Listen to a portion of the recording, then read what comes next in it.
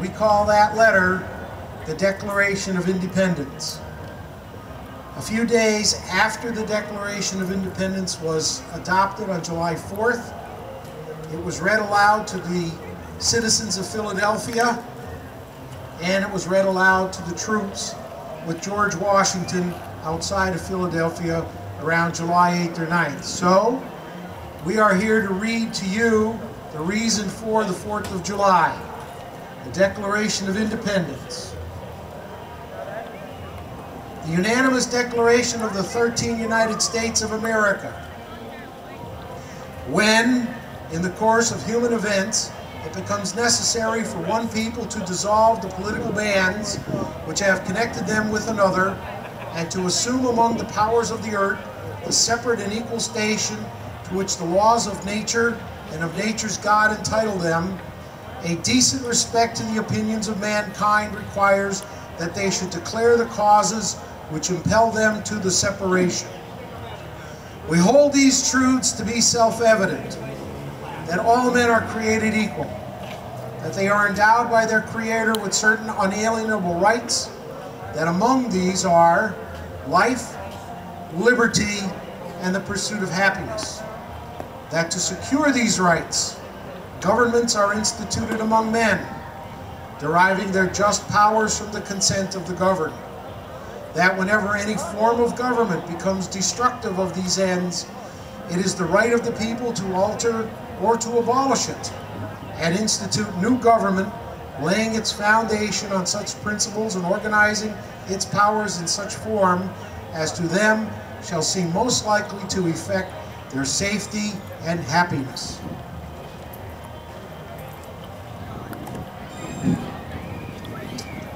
Prudence indeed will dictate that governments long established should not be changed for light and transient causes, and accordingly all experience hath shewn that mankind are more disposed to suffer, while evils are sufferable, than to right themselves by abolishing the forms to which they are accustomed. But when a long train of abuses and usurpations, pursuing invariably the same object, evinces a design to reduce them under an absolute despotism, it is their right, it is their duty, to throw off such government, and to provide new guards for their future security. Such has been the patient sufferance of these colonies, and such is now the necessity which constrains them to alter their former systems of government.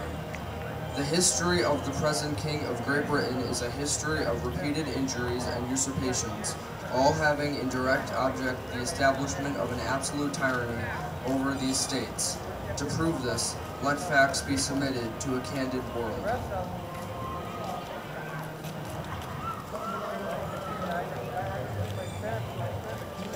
He has refused his assent to laws, the most wholesome and necessary for the public good. He has forbidden his governors to pass laws of immediate and pressing importance, unless suspended in their operation till his assent should be obtained. And when so suspended, he has utterly neglected to attend to them. He has refused to pass other laws for the accommodation of large districts of people, unless those people would relinquish the right of representation in the legislature, a right inestimable to them, formidable to tyrants only. He has called together legislative bodies at places unusual, uncomfortable, and distant from the depository of their public records, for the sole purpose of fatiguing them into compliance with his measures. He has dissolved representative houses repeatedly for opposing with many firmness his invasions on the rights of the people. He has refused for a long time, after such dissolutions, to cause others to be elected, whereby the legislative powers, incapable of annihilation, have returned to the people at large for their exercise. The state remaining, in the meantime, exposed to all the dangers of invasion from without and convulsions within.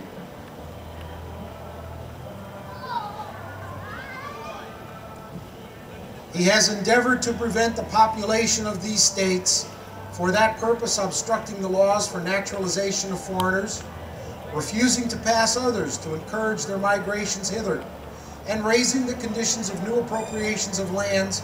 He has obstructed the administration of justice by refusing his assent to laws for establishing judiciary powers. He has made judges dependent on his will alone for the tenure of their office and the amount and payment of their salaries. He has erected a multitude of new offices and sent hither swarms of officers to harass our people and eat out their substance. He has kept among us in times of peace standing armies without the consent of our legislatures. He has affected to render the military independent of and superior to the civil power. He has combined with others to subject us to a jurisdiction foreign to our Constitution and unacknowledged by our laws, giving his assent to their acts of pretended legislation, for quartering large bodies of armed troops among us, for protecting them by a mock trial from punishment for any murders which they should commit on the inhabitants of these states, for cutting off our trade with all parts of the world, for imposing taxes on us without our consent, for depriving us in many cases of the benefits of trial by jury, for transporting us beyond seas to be tried for pretended offenses, for abolishing the free system of English laws in a neighboring province, establishing therein an arbitrary government, and enlarging its boundaries so as to render it as once an example and fit instrument for introducing the same absolute rule into these colonies, for taking away our charters, abolishing our most valuable laws, and altering fundamentally the forms of our governments, for suspending our own legislators and declaring themselves invested with power to legislate for us in all cases whatsoever. He has abdicated the government here by declaring us out of his protection and waging war against us. He has plundered our seas, ravaged our coast, burnt our towns, and destroyed the lives of our people. He is at this time transporting large armies of foreign mercenaries to complete the works of death, desolation, and tyranny, already begun with circumstances of cruelty, perfidy, scarcely paralleled in the most barbarous ages, and totally unworthy the head of a civil nation.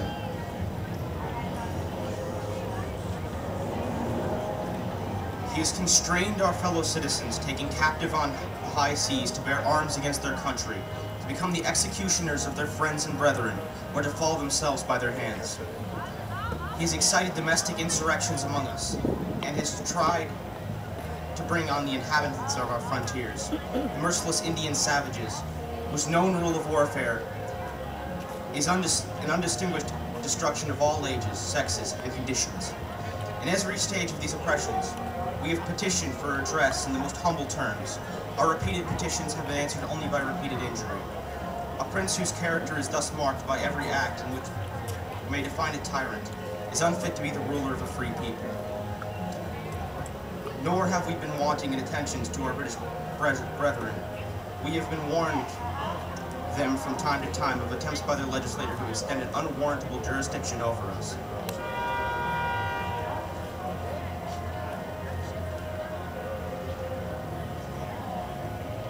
We have reminded them of the circumstances of our emigration and settlement here.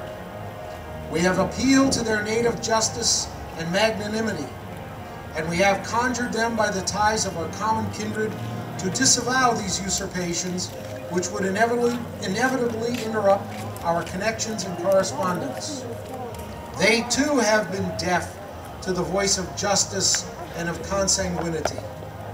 We must therefore acquiesce in the necessity which denounces our separation and hold them as we hold the rest of mankind, enemies in war, in peace, friends.